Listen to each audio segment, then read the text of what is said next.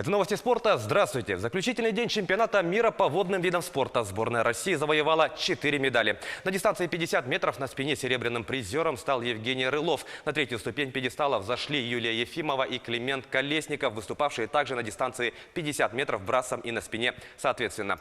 В комбинированной эстафете бронзу завоевала мужская команда России. Первое место в общем зачете заняла сборная Китая, завоевавшая 30 наград. В ее активе 16 золотых, 11 серебряных и 3 бронзовые медали.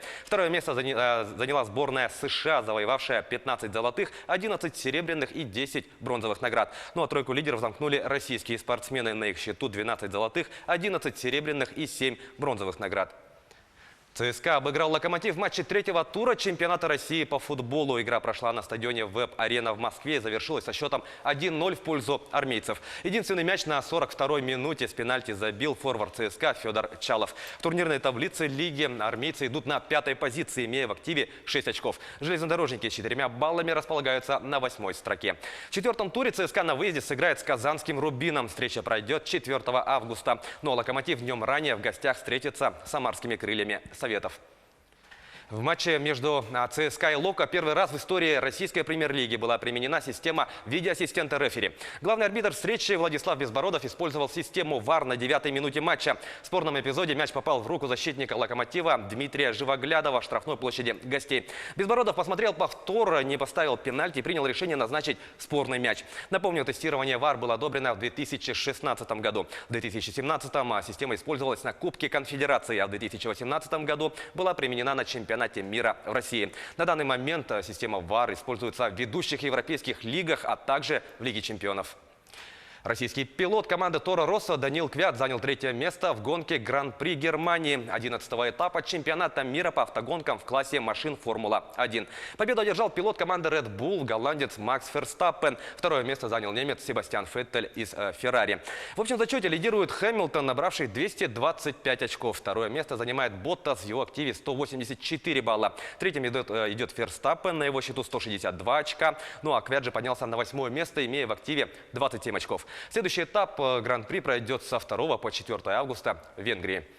Главное не победа, а участие и хорошее настроение. В Якутске прошел республиканский турнир по легкой атлетике среди любителей бега. Кристина Якубова пообщалась со спортсменами. На стадионе Туймада собрались около 100 спортсменов. Их разделили на 4 возрастные группы. Все они пришли проверить свои силы и возможности. Первыми бегут дети. Дистанция 1 километр. Настрой боевой, но, как отмечают организаторы, главное не победа, а участие. Спорт мотивирует не только выигрывать, стать чемпионом, да, спорт, даже пробежать какую-то дистанцию – это уже победа.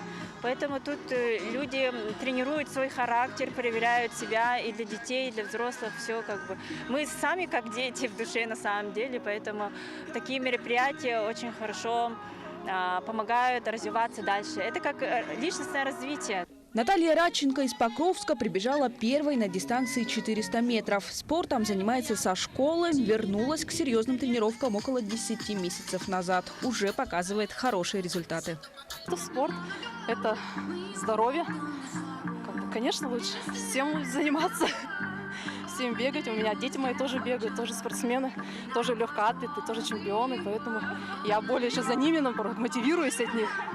Здоровье, удовольствие и дружба. Именно такая атмосфера царит среди участников, ведь все они любители. Спорт – это образ жизни. Мы с женой раньше участвовали в этот Валентин день влюбленных бегали. Хорошо, что проводятся такие для любителей у нас соревнования. Все мы куда-то бежим. Каждый день мы торопимся совершить важные дела. Но выделить время спорту, здоровому сну, правильному питанию, своему организму в целом успевают далеко не все. Существование таких мероприятий необходимо для нашего общества. Потому организаторы планируют чаще проводить подобные соревнования. Кристина Якубова, Семен Семенов, Якутск. Это были все спортивные новости. К этому часу мы продолжаем следить за событиями в жизни якутского и российского спорта.